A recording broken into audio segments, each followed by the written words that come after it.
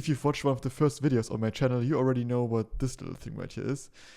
Yeah, it's a Ruuvi Tag, which is a small little device that measures your temperature and humidity. And today I have the new big chungus brother in this box here still. So maybe let's get it out. And for that I have my professional scissors again. Without cutting myself. Okay, perfect. Let's see. Oh, we get a nice little coupon code for the next time the offer's valid for 14 days. Yeah, this package has been sitting here for more than 14 days, so I don't think that you can still use that. And then we have not just one Ruuvi Air, but 2 of those. So yeah, let's get this out of the way. And I think we only need to unbox one of these 2. Yeah, so what makes this better? I mean, the package is already a lot larger. So I had always like 2 problems with these little Ruuvi Tags. The first one being, of course, that they are battery powered. I mean, the battery does last around 2 years from my experience, but it's still something that you need to kind of keep track of and replace. And well, the batteries that they take are like not quite the most common ones. So it would be nice to have something that is just like powered from a wall socket. Still, of course, for certain applications, it's just nice to have a battery powered tag as well. So I think having a combination of both of these types of devices makes a lot of sense. And another thing that is new here is air quality monitoring. So particulate matter and like CO2 levels and that sort of stuff. And then you also get an air quality score, which they, I guess, put right on the box here. Make cleaner air a daily habit. Yeah, let's see. Ruuvi Air measures multiple indoor pollutants and provides an overview of your air quality in one score. So we get the combined score that measures carbon dioxide, particulate matter in different sizes, volatile organic compound index, nitrogen oxide, and of course temperature, air humidity, and air pressure. So let's see how we can get inside. Quite easily, actually. Okay, let's see. What do we get here? So that's all of that stuff. How do you open? Okay, like that. And then we have a USB-A to USB-C cord and a nice little power adapter. This looks extremely similar to like an Apple power adapter and like an Apple cable. I mean, not quite an Apple cable, but this thing looks suspicious. I'm not gonna lie. It is a little bit longer than like the standard Apple like 5-watt little power brick. Yeah, I'm not sure what to think about that. It is very suspicious. Let's yeah. Okay, and then right here we have the main event, I suppose, with a teeny tiny little fan in there, I think, so it can actually like actively measure things. I mean, it's also one of the things that that I've always realized about these things here is just yeah, it takes a little while for it to like register changes in temperature and stuff. So yeah, and now I realize that I don't have any power right here, so I'll be back. Okay, here I am with my big power bank. Now the nice thing about this one is that it can show me actually how much power the devices draw that's connected to it. So let's see. So we do get a 2-meter long cable-ish. So that's, I think, probably good enough for most situations. And it's just standard USB-C, so you can just put it everywhere or use a power bank, I guess. Yeah, it would be interesting to see how much power this actually draws. I mean, this is just a 5-watt little plug, so it can't be that much. It's also fairly light, but I guess that's okay. We can plug it in down here. So this is a bit recessed, which is kind of cool, I guess. And then it can just kind of stand like that. We do get a nice little LED in the front, actually. So this probably will tell us the air quality without having to look into the app, I suppose. yeah, this draws like 0.0 watts at the moment, or 0.5 watts now. So this really doesn't take a lot of power. I mean, just leaving it connected all the time to a power bank may not really work that well, but yeah. So now let's take a look into the Ruuvi app. So we do have the bedroom tag right here, which is this one. And then we can maybe see if we can actually add this thing. I haven't added a new sensor in a while, so let's see. Ruuvi Air, it's just right there. And then let's just call this bedroom as well, because I plan on putting one in my bedroom and one to my living room. We can configure all the alert stuff. I mean, now that may actually make a little bit more sense, I think, because with these you could also configure alerts. The problem just is then your phone has to stay connected all the time, which I think isn't great on the battery life, but I'm also not quite sure because I never really needed that. Visible measurements. So this is, so we can, on this little card that we then get on the main screen, we can configure what we want to see, I guess. But let's just keep it with the default. So we can see immediately that the air quality is just moderate, which is not amazing. But what I'm actually interested in is now if these measurements kind of overlap with each other. So this guy right here says it's a few degrees warmer actually, which doesn't make a ton of sense, I guess. Also, the relative humidity isn't quite the same. Did I mix these things up by any chance? I mean, I don't think so. They don't all overlap. So I don't know what's up with that. Maybe I have to look into that at some point in the future.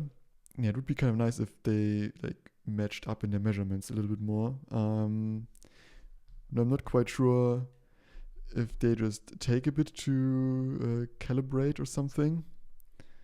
Let's actually open this one up. Because if you take the top off, then they of course do work a little bit faster and record the changes a little bit faster. And now if you just put them right next to each other, maybe they will even out or something, maybe. I mean, I also had one of them in my hands for a little bit. Maybe that also messed things up a little bit. I also haven't really looked into what these different like values actually mean. Like if like what CO2 level is good or not good or something. But yeah, I guess that's why it's nice to have this kind of combined air quality scores. If you haven't studied this stuff, you can just look at this one number and see, okay, if that's too low, I should just, open up my windows probably. Yeah, so as I said earlier, there is a little fan in here that I can absolutely not hear at the moment. Mostly because I do have my big light that also has a fan that is noisier than this thing. Yeah, I guess if you hold it up like right to your ear, you can hear it. Can you hear it here? Doesn't really look like it, so I don't think that that's gonna be a big issue. And of course it helps make things a little bit more accurate faster, which is of course appreciated. From looking at the spec sheet, it also looks like this new Ruuvi Air has 10-day internal storage, just as the traditional Ruuvi tags. So that means that even if you're not connected with your phone all the time, you can sync up all the past data and then you can get like 10 days at least. Of course, in the future, I would like to also hook these up to my Home Assistant so that I can get much longer data over, years potentially, right? So you can maybe see like more the fluctuations in temperature and stuff over the different seasons. And just as I guess, this little LED in the front is supposed to tell you the air quality, which at the moment, isn't looking too great at just 50%. So I should probably open my windows after shooting this video. Okay. Then let's just also maybe unbox the second one and then we can compare if at least these two match up in their values that they report. Okay, now I do have another USB cable here just so that I can hook it up to power because my power bank only has one Type A output. But I guess it's also a nice thing about USB-C. It's just you can hook it up any way you want. And then let's add another sensor. It doesn't yet find it. Maybe it just needs a second to boot up. Yeah, here we go. And you are going to be the one that will sit in my living room. At least if I don't mix them up again. Okay, let's see. So for this one, we have a better air quality at the moment. That's interesting. Also, what is up with the sorting here? Can we order them manually? Yeah, we can. Okay, perfect. I haven't really used the app a lot recently, and they did push a lot of updates to it. Yeah, they are also still disagreeing on pretty much every value here, except for the air pressure. That's cool, I guess. You also get this Snapstarts guide, which tells you about the placering, the anvikstørrende placering, the starter, anpassning til omgivningen, the installera of the appen, and the leg til sensoren. Nice. Now I also quickly just grabbed this little, like, genuine Apple power adapter. Let's see. Okay, so I guessed correctly. It is a little bit longer. Yeah, I guess Apple also puts their regulatory information down into the plug instead of putting it, like, there where you can see it. But, yeah, I would say it's a very much an inspired design. I mean, I'm not throwing any shade, right? I mean, it is a compact design. I don't hate it, but just interesting. I don't know. So now I'm gonna put them where I actually want them to be, and then I will report back in a couple of weeks probably, when I had a chance to just get these two things to know a little bit better. So see ya then.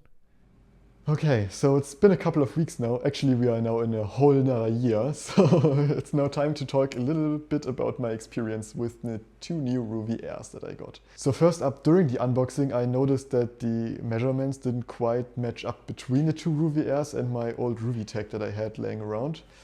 Yeah, but that kind of just solved itself then after like an hour or so. I'm not quite sure like how long it took, but it's now all good. I don't have any reason to doubt the accuracy of the Ruuvi Air. Let's just put it that way. I of course don't have any like lab measurement equipment, so I can't verify it, but at least the values of all my Ruuvi devices just match up pretty much perfectly, so that's good. So one positive thing that I can already report on is that I realized that I have pretty high CO2 levels in my bedroom, like at night or in the morning. Because it's now winter, I can't open my windows, so yeah, but I didn't know like how high they really were. I did suspect it, and it then I think impacted maybe my sleep also a little bit. So now I've just started to like leave open my bedroom door at night, and then I can now see that the CO2 levels are much better, and I have a feeling at least that this is a positive impact on my sleep. So yeah, that's definitely one of the nice things that like a CO2 level monitor like a Ruuvi Air can help you diagnose, I guess. So just for reference, CO2 levels over 1000 parts per million are apparently like not great. And if I have my door closed and my window closed, then in the morning I sometimes had like a little over 2000 or even 2500. So yeah, if you look at that online, then you know that that is definitely not a good value to be at, and that also certainly is a very good explanation. I also now use this opportunity to add all my Ruuvi tags and now the two new Ruuvi Airs to my Home Assistant. For that I had to like get Bluetooth working on there first, which was a bit of a chore, but it's now all working perfectly fine once Bluetooth was working. They just showed up in the UI on their own. I didn't really have to do any magic to get them adopted. And now, as you can see here or somewhere on this beautiful screen, it's working great. The only thing that I noticed is that the air quality score does not show up in Home Assistant. That only shows up in the Ruuvi app. But yeah, I guess I can also live without that. And then it's just nice to have them in Home Assistant so that I can like check on it from the entire world. I don't have to be in Bluetooth range with my phone, so that's kind of nice. And also you do get then like long-term history stats, and not just the like 10 or 14 days that the tags are able to store in their own memory. So I had 3 Ruuvi tags and now I got 2 new Ruuvi Airs, so that means that I did replace 2 of my tags. One of them now lives actually in my fridge, so that's nice, I guess. So now I can just see that my fridge works, also from everywhere in the world, thanks to Home Assistant. Like little fridge rant at this point. like I have a relatively new fridge, of course, because I moved into this apartment when it was new. So you would think that a fridge that is new like works properly, right? I mean, we live in the year now 2026, and the fridge was like made in 2024, 2023 or something. So you would think that like after the fridge ran continuous, so you would think that after the fridge ran continuous for like over a year or so, that it can still just keep its temperature where it's supposed to be, but turns out it cannot, right? So after like a year of living here with this thing, I noticed that stuff in my fridge started to freeze, which is not great. So I tried a few different things to debug the problem. In the end, I had to like unplug it for a couple of minutes and plug it back in, and then it worked again magically. So it's not even a smart fridge. Like I don't know what like happened there. But now, thanks to a Ruuvi Tag in my fridge, I can just check on that all the time, and maybe even enable some notifications or something. I don't know. We will see what I do with that. But yeah, that's great for some more peace of mind, I suppose. Yeah, so now if you don't really know if you should get a Ruuvi Tag or a Ruuvi Air, I can say that, of course, the Ruuvi Air has like all the air quality monitoring stuff, which a Ruuvi Tag does not have. It's also very, very nice that they are just powered from a wall socket, so that you don't have to like worry about the battery running out. And all you need is just like a USB-C plug. Like you can power it with like pretty much any power supply you have. They come with one like technology that comes with a power supply in 2025 or not 2026. It's amazing, incredible. Like actually cinema. Anyways, another little difference that I realized is that the Ruuvi Tags don't respond to like changes in temperatures that quickly. I mean, it makes sense. The Ruuvi Airs do have like a small fan in them to like have some active airflow. But yeah, that's just a small difference that I noticed. But I don't think that this should like influence your purchasing decisions. In summary, I think I recommend the new Ruuvi Air. Like I haven't looked at competing products from other manufacturers, so maybe you should also do that before you choose to commit to Ruuvi Air. From just quickly Googling online, it seems like there are also some ones that are cheaper. Like I think IKEA has actually one that is also Zigbee compatible, which would be nice, which the Ruuvi things are just not. They only work with Bluetooth. But there are also ones that are much more expensive, so like I'm not quite sure. I also, of course, can't like test their accuracy or anything like that, so I'm just not gonna recommend you anything. Just do your own research, but I'm happy with the Ruuvi Air. Yeah, I expect that goes without saying, but I have like no relationship with Ruuvi other than me buying their stuff. Like they don't even know that I exist, so yeah. On the pricing now, I mean, the Ruuvi Air is like 150 euros. I just looked it up in Germany with taxes included. So yeah, depending on where you live, I dropped the link in the video description so you can check your own pricing. So it's not quite that cheap, but I did purchase two of them and I bought them for 218 euros, including tax and shipping and everything. But now if I go to the website and try to buy two, I would have needed to pay like 300 euros. So I think for 218 for two, it's kind of worth it. But 150 is, I mean, it's a lot of money. So yeah, you should decide if you want that or not. So yeah, I think that concludes my kind of Ruuvi Air unboxing and first look video situation. Yeah, I'm just gonna keep using them now for the rest of time and probably not report back. If you have any questions, like leave them in the comments down below. But yeah, I think I've said everything about them that there is to say. So thanks for watching, get subscribed so you don't miss any future videos. Again, not about like air quality measurements or anything like that, but yeah, I make a Minecraft server in Rust, so that's also interesting. Goodbye.